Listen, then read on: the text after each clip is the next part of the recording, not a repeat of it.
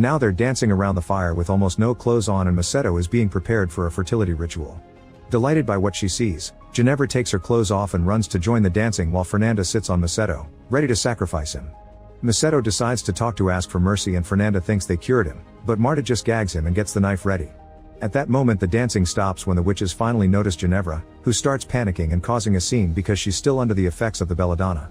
Marta tries to stop her, but Ginevra attacks her, making them fall to the ground to fight. After some struggle, Ginevra manages to knock Marta out while Alessandra uses the chance to stop Fernanda and free Macedo. Then the sisters demand an explanation for his lies but get interrupted when Ginevra runs away with the donkey. Moments later, Ginevra is back at the convent, where she starts yelling and pounding on every door to wake everyone up. The bishop finds her first and she starts telling everything she saw while he tries to calm her down. At that moment the rest of the group arrives and starts telling on her too, causing a huge argument that doesn't stop until the bishop learns that Ginevra is Jewish. Confused and frustrated, the bishop goes to find Maria, who comes out of her room with a man's pants on her head. Suddenly Macedo starts talking and everyone is in shock, so Tommaso comes out of Maria's room to announce it's a miracle.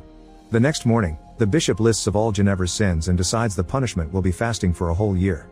However, he realizes that will kill her out of hunger, so instead it's decided she'll skip lunch every day for a year. Next he judges Alessandra and points out her father will be disappointed, which is Alessandra begging for mercy.